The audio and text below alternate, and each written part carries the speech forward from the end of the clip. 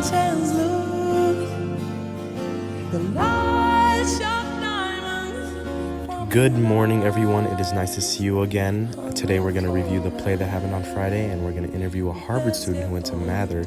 Well, it is a long video, so if you don't get to everything, that's fine. Check out the YouTube channel.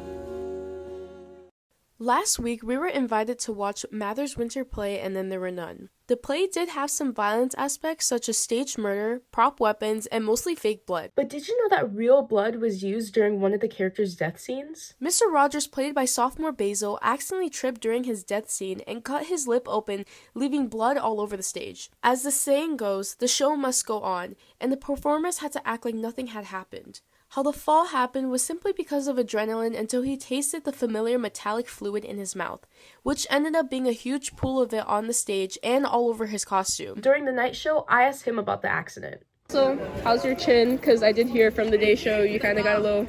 I got 3 stitches, but I'm fine. Although the accident will be a memorable story between the cast and crew, Basil did end up getting stitches and is perfectly fine. According to him, dry blood is still on the stage.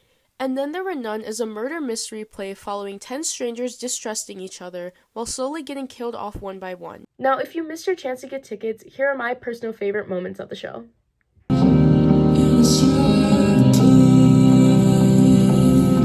Her parents were decent folks who had brought her up strictly. I'm glad to say I did not condone in her behavior.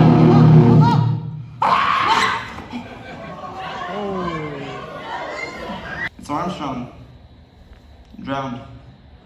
So there's... I must have my hanging! My hanging! They got married. And then there were none.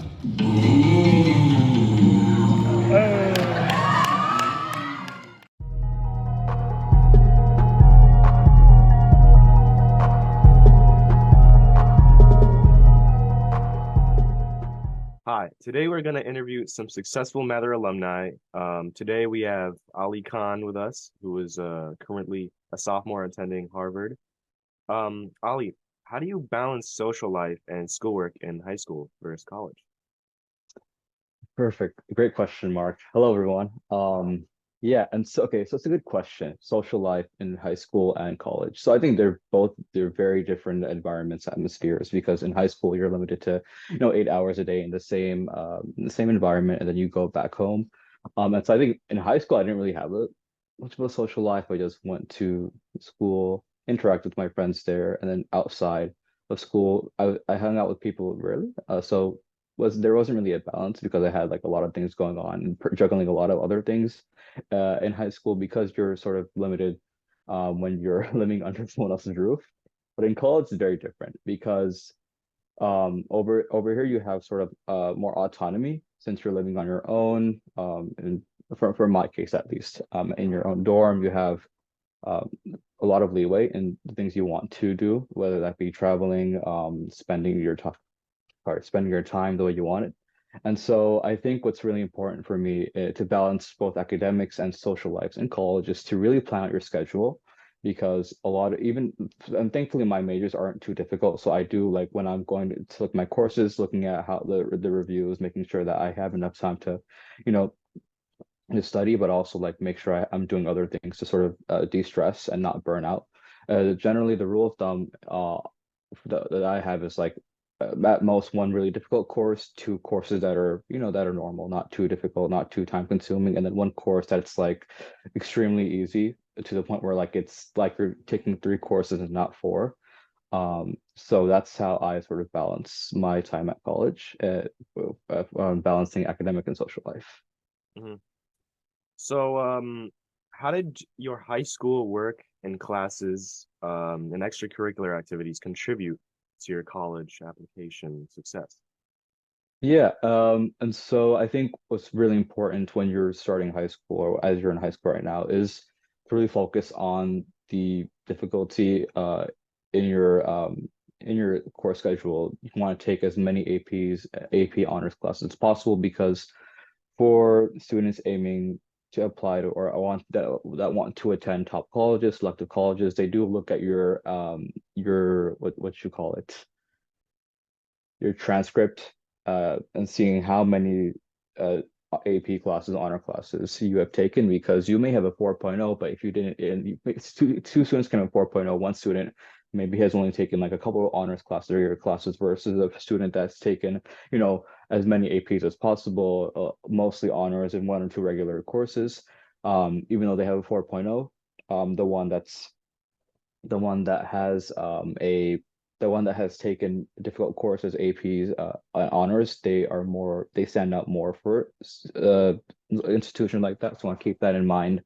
I think I took 10 AP classes when I was at Mather. So one AP freshman year, another one AP sophomore year, for junior year, for senior year, and then I took a class at Northwestern my junior summer. So that also counted as college credit. So I did have that being a boost for my GPA.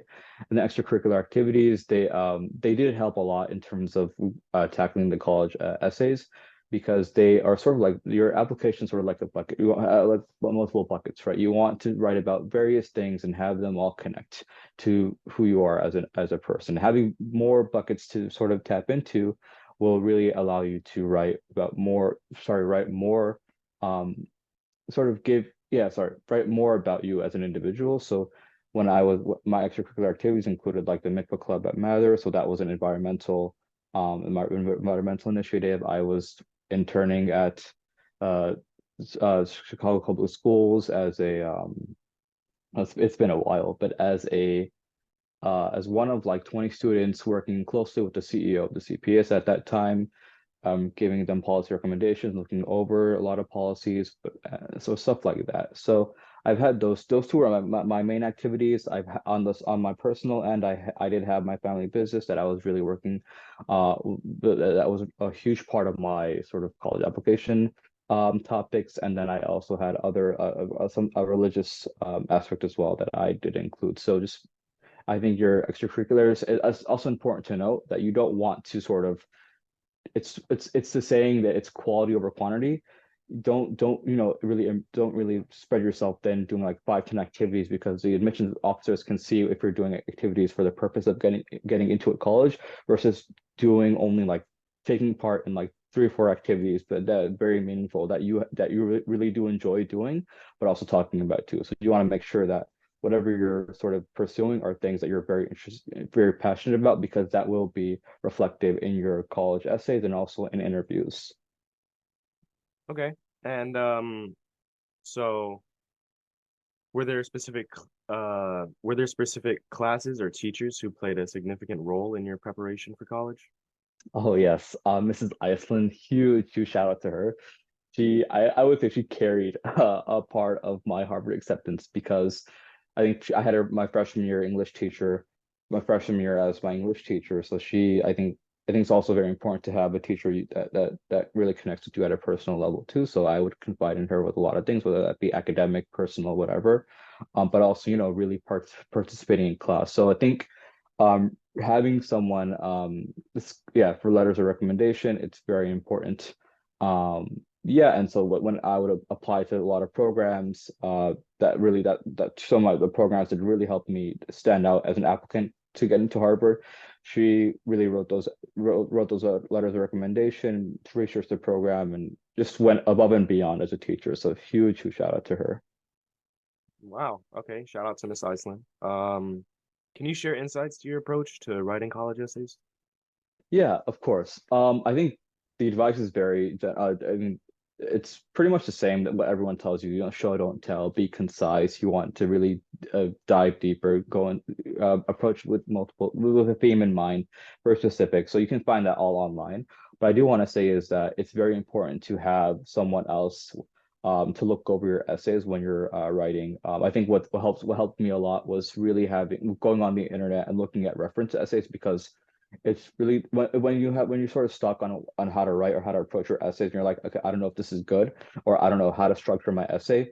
Going on, just typing up like successful college application essays, just reading through those and seeing how people sort of convey their ideas, how they story tell, seeing how to balance a lot of things, basically, a lot of elements, personal, so how to merge ideas together that may not be really connected, But also, I think going back on having someone to look at your essays, I think English teachers are amazing at that. Um, they are phenomenal writers, storytellers. So they can really uh, how do you say this? They can really help you tailor your essay to the way college admissions officers like, because they do have those skills. They're excellent in them, and I think it's important to schedule a time and see if they're willing to help. Which I mean, teachers at Mather are amazing, so they're not going to say no. But you want to make sure you get their permission and see how they can help. You also want to start ahead of time. Really, I think before you sort of sit down and approach these essays is to really think about the themes, multiple aspects, important sort of salient parts of your identity, write them out, and go from there. Okay, that is some amazing advice. So how did you prepare for college interviews, and do you have advice for handling them successfully? Yeah, of course. I think for what I did, my approach was honestly going on Google and looking at the interview questions, because those are the ones that they ask. They're very generic, like basic questions, like tell me about yourself. What are three adjectives that describe you, and what are extracurricular activities that are meaningful to you? So I think they're very general. So really just like looking at sample responses, tailoring them to your own experiences, and just preparing, practicing that on your own.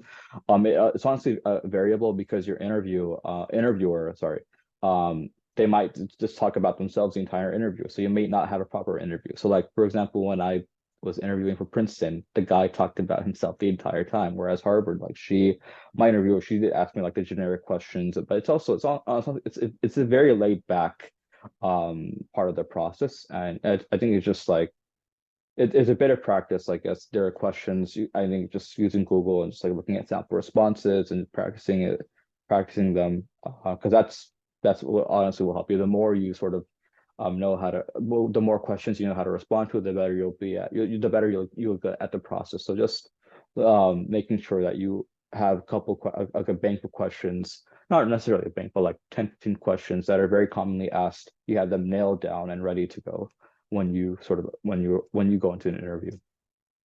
Okay. How did you go about selecting teachers for recommendation letters, and did you have any input in the process? Oh yeah, I think I mentioned this.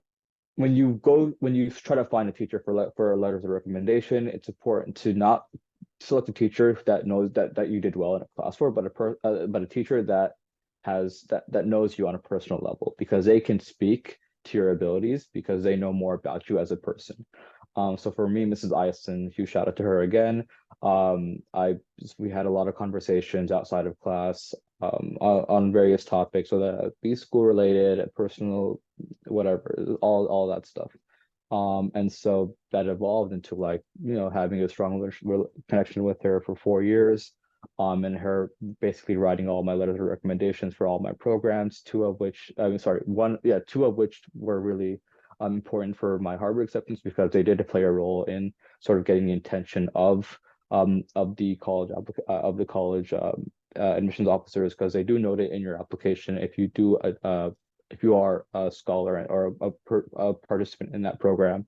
And yeah, just making sure that I think the approach is to also have a brag sheet, because even though teachers can they know about you they know you at a very personal level, or a very they know you at a personal level, because sometimes, like, we're humans, we forget a couple of things, right? So just making sure that you have very important like accomplishments, activities listed on that sheet, send it to the teacher. But also, I think this doesn't really apply for colleges, but like for programs like scholarships, for example, just having the values of that program, you send that to your teacher, because they can tailor your letter of recommendation based on what the program wants to see in students. That's very important. Do you have any advice for current high school students aspiring to attend top colleges? Of course, yeah. I mean, if you are aiming to attend selective colleges, what's important first, what you can do at your high school is just making sure that you're taking the most challenging course load that you can. Just if you're Let's just say if you're a sophomore, for example, I know one AP is a limit at Mather, so just taking one AP, having the rest of the courses be honors, and maybe one. I think I know there's PE is required, so just that one regular class. But then going forward as your junior or senior, making sure you're taking at least three AP classes, and then the rest being honors. Making sure I think standardized test scores, they are sort of losing their weight, but if you want to sort of boost your chances in other ways, so you can just make sure that you are doing well in that, not necessarily as required, but yeah, so those two things, making sure you're involved in activities that are very meaningful to you, that you can sort of write about in your college applications, and just researching the school. And because some schools they might have demonstrated interest in their in the part as part of their process, meaning how much do you interact with the school, have you visited the school, how much, so all those things. But I know like the Ivy Leagues, Harvard, they don't track that. So basically those things that you can do on your end, but also just trying to research more about the school and finding out things that they see in your applicants. For more specific, if you want, I think what's also important to know is that colleges might ask you to note down a specific program that made you want to apply to the school. So definitely want to research a lot about the school and see if there's like one or two things that, that requires a lot of research to uncover about the certain program. So that also, that also speaks out to the college admissions. Those are some amazing answers, Ali. It was a wonderful opportunity for not only myself, but for Mather High School to hear your words. So I know you're busy as a Harvard attendee. So thank you very much. Thank you. And we'll see you in the next one. For sure. Take care. All right. Bye.